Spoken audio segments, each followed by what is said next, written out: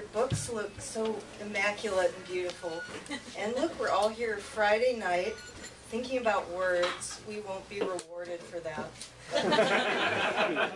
In the hereafter. Or now, or tomorrow. But we're all here. So this is a story, and it has an epigraph that is made up. The epigraph was, "The stories in books are real." There was a group of people known as the castaways because that was what they were. They were more or less a loose group of 5 who stayed together in an enormous grassy field near Llewellyn Lane.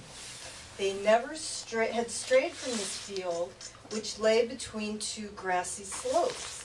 Atop the slopes stood 2 gigantic electrical towers like high, watchful giants with hands on hips, runs of wires sloping between them, and though the towers were part of the land, no one ever noticed or spoke of them. The 5 castaways looked just like other people. They usually lay in the soft, tamped-down field, examining the root tops of weeds or individual crumbs of dirt that had been wrested from the ground by ants. They were neither young nor old. No one knew their origins or how they had grown. Each day had a sameness, a soothing constancy to parallel the disinterest of the earth.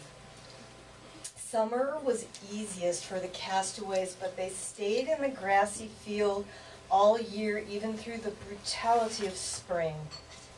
In the morning, sometimes children from nearby homes, passing on the way to the school bus stop, pointed and asked their mothers, "Those people sitting in the grass over there all day, how do they live?"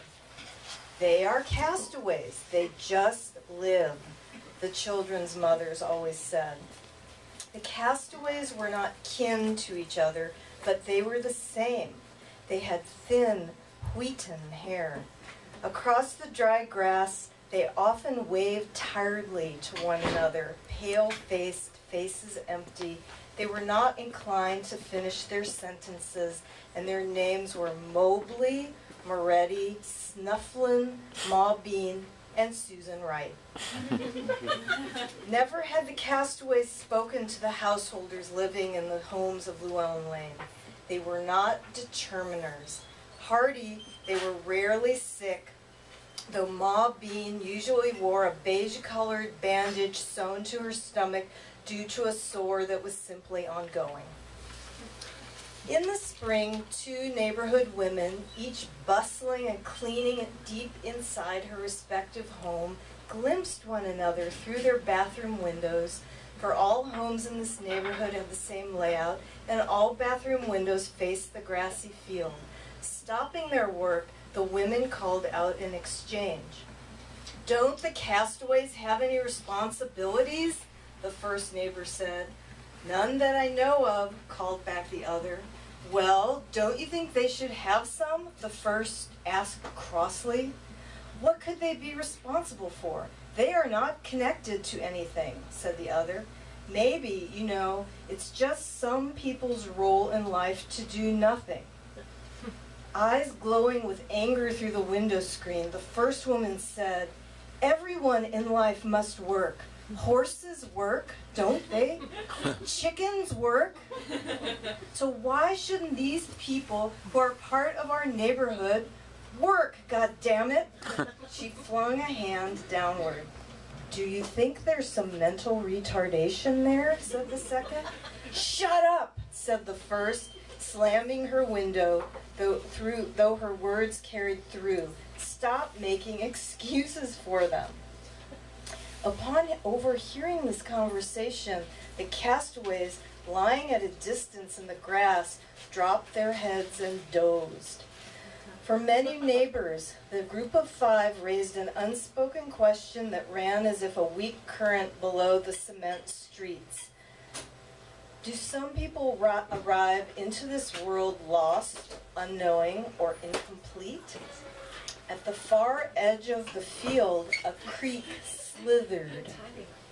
Nothing happened for many years, and in March, a woman with a suitcase stepped off the interstate bus at dusk. Wearing a tidy coat, she stood in Llewellyn Lane's plum-colored shadows.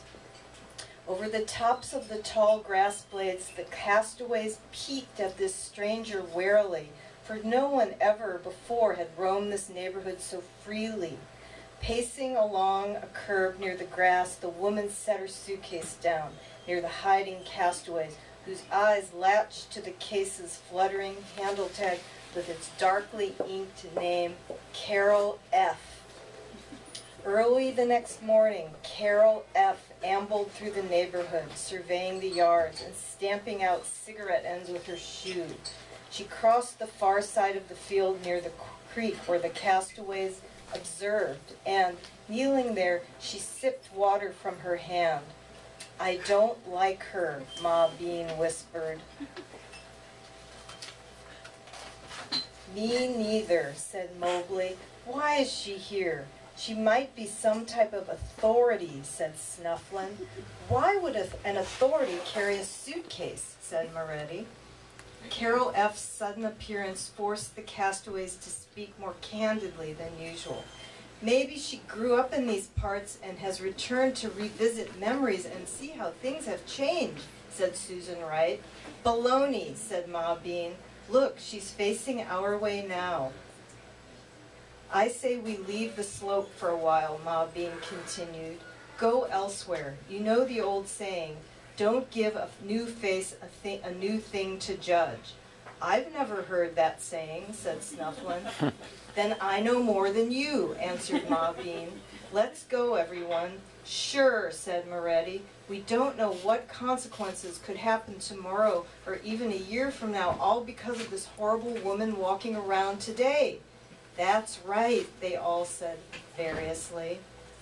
I do whatever you say, and I go wherever you go," said Susan Wright, gazing vaguely at the ground. So the five moved off in a line, each holding a hand upon the shoulder of the next. "Faster," said Moretti, and the others, anxious to move far from Carol F.'s sight, obeyed. Mosquitoes clung to the bend of the stream. As the castaways crossed, the cold water ached their ankles. They reached the base of the butte, winding around it, their presence so familiar in this place that clouds of iridescent green dragonflies saw no point in avoiding them. I'll stop there. Thank you.